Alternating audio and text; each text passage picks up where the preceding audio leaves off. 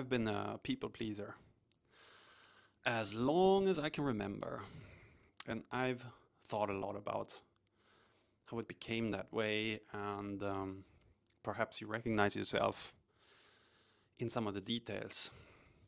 So, to begin with, I thought, how did the whole thing start? And it had to do with when I was a kid, when I grew up. I wanted my father's attention a lot, maybe also because I didn't get it so much. And I was fairly young when I figured out that in order to get his attention, I needed to figure out what he's interested in. If I came to him with something that he wasn't interested in, I noticed very quickly. Or if I didn't notice, he would let me know. He would tell me, I have zero interest in this topic. You have to go and play on your own. You have to find your own way to entertain yourself, Martin, he would tell me. And that would be a sad feeling. And I would then think that something is wrong with me if he doesn't want to talk, or if the fact that I come with boring topics to him must be my own problem. Sometimes I got sad. Sometimes I had an outburst. Maybe I cried or I banged the door. And my mom, even though she was very loving and great in many ways, she had this belief that nothing, nothing can ever be wrong with my dad. So if I had an outburst, normally it would sound like this from her. Oh, you misunderstood the whole thing, and don't be such a crybaby. And no, no, no, this is the total misread of the situation, which then was super, super confusing for me, right? Why am I so, why am I so embarrassing? Why am I such a crybaby? How come that I over and over misread people, misread situations? Why are my feelings not telling me the truth? And then I decided that since I can't trust my own feelings, I need to orientate myself around what what other people think, because that's reliable, at least more reliable than what I think and what I feel.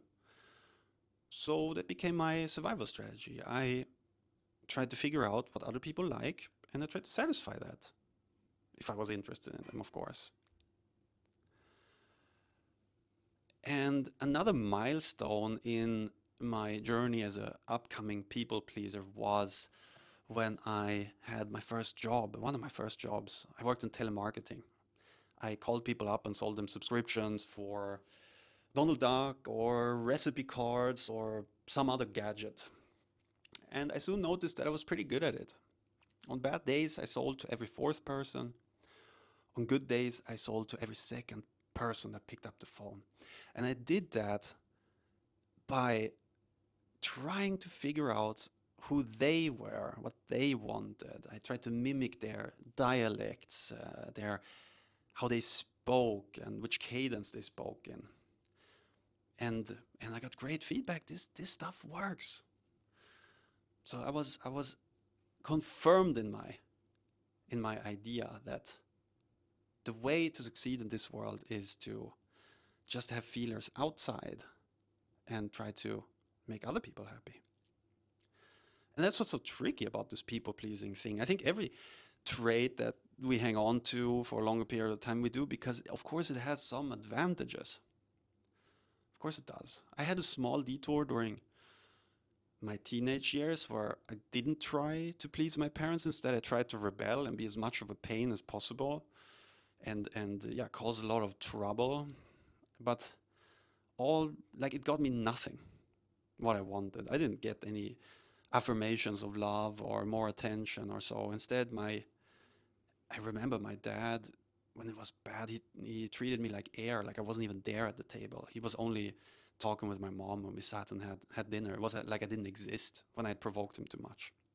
So I turned around again and tried to be a good boy, get good grades all of a sudden, go to proper university, get a solid education, all things that society and my parents said are good. So I orientated myself around that.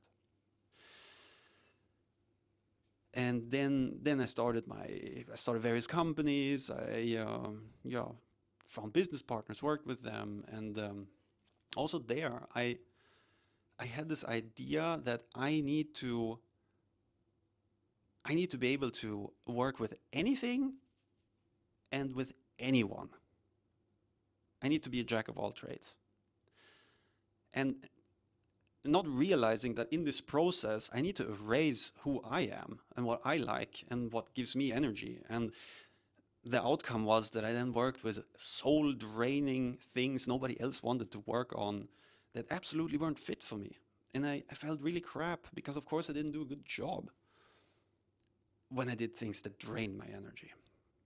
And I was surrounded by people that then liked me for the image that I gave out, namely that I'm totally focused on their needs and to try to satisfy what they want. And all of a sudden, I'm in this context where outwardly I have a lot of success, be it career-wise or like my family looked like a picture book family, and plenty of friends and acquaintances. Yet there was this hole in my chest, in my belly,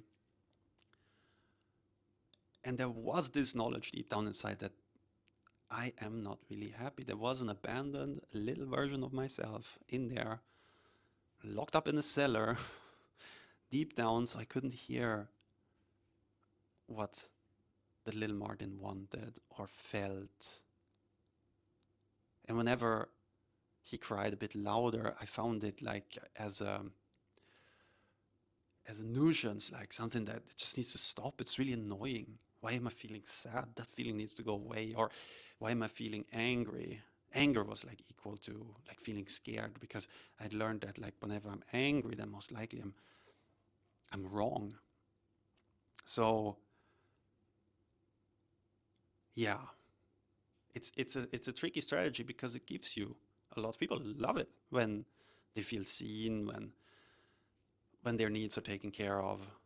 But you can only really be there for people like on a deep level, to have like good, great relationships, if the whole you is there, if you're just there in the moment.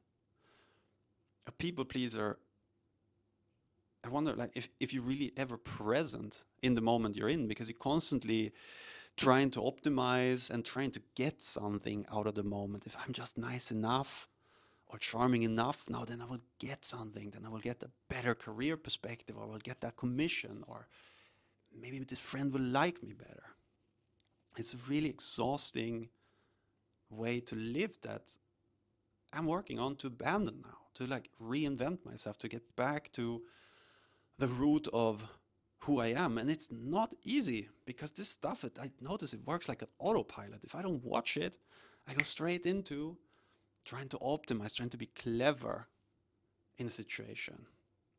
So yeah, that's a process that I'm in right now and that I'm aware of right now, and that this practice of showing up in front of the camera without a script and without trying to optimize for the best hook or best retention rate or whatever it now might be, this is therapeutic for me, because I'm training to show up as myself without hoping for that you will sign up for my newsletter. I don't even have one, or a product or something.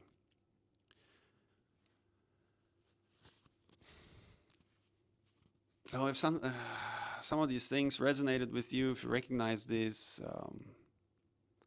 I hope that you too dare to drop this idea of optimizing social interactions, of hiding what you think and feel. Let out your true self. It might very well be that you don't charm as many people, that you even alienate a good amount of people around you, but you only have a limited time on this planet. Like stop hiding who you are or what you want. Try to give some love to yourself. Take care of your own needs for a change, and see what happens. True magic can only happen in that space. I wish you the best of luck, and myself too.